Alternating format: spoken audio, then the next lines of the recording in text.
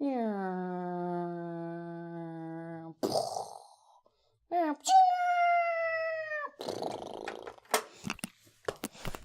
from the dead. Survived the war. My name's Ronnie.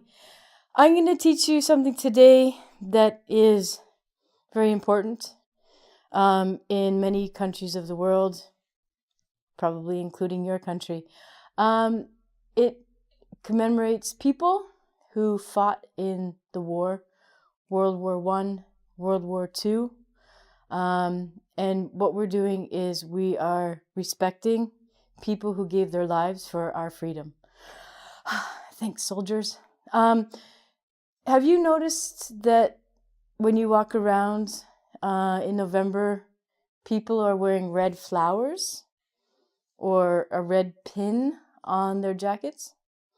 And you may ask yourself, why are people wearing these red? Is this a new brand? What's happened?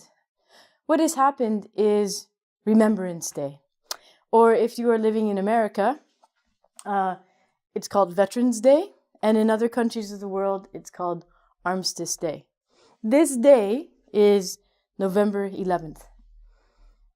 So what happens on November 11th at 11 a.m. is we have what's called 1 minute of silence. That means at exactly 11 a.m. for 1 minute, we do not speak because we are remembering men and women who died in the wars. So we have a very special way to say this. We say the 11th hour, which is 11 a.m. of the 11th day of the 11th month. So this is November 11th at 11 a.m. You might think, well, hey, hold on, Ronnie. You think that the war just ended at 11 a.m.? They're just like, oh, we're not going to fight anymore. No, unfortunately, it didn't happen like that. What happened was it marked the end of World War I in 1918. So November 11th at 11 a.m., there was a treaty signed, and it marked the end of World War I in 1918. But then you know history and go, hey, there was a World War II. Yeah, so there was a World War II. Has that ever ended? And it ended at a different date. But this holiday commemorates people who have fought in any wars. So what does Remembrance Day, what does it commemorate? Why do we have this? As I told you, we remember members of the armed forces. Armed forces means people in the military, so people in the Army, the Navy, the Marines, anywhere where there's armed forces, who died in the line of duty. In the line of duty means they died while at war or while fighting. In the USA, they also have a special day called Memorial Day. Now, Veterans Day and Memorial Day is a little bit different in the USA. Memorial Day is actually for the people who died, but Veterans Day remembers anyone and everyone who fought in the war. Like in Remembrance Day and Armistice Day, even if you didn't die in the war, if you fought in the war, we are remembering and respecting your time and your life that you gave for our countries. In America, Memorial Day is the last Monday in May, but Veterans Day, Remembrance Day, and Armistice Day is November 11th.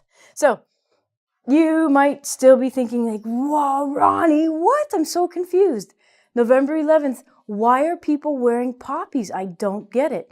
I don't understand about poppies. So the reason why we wear poppies, which are a red flower on our jackets, is because there was a very, very famous soldier. Well, he was more than a soldier, actually. He was a lieutenant.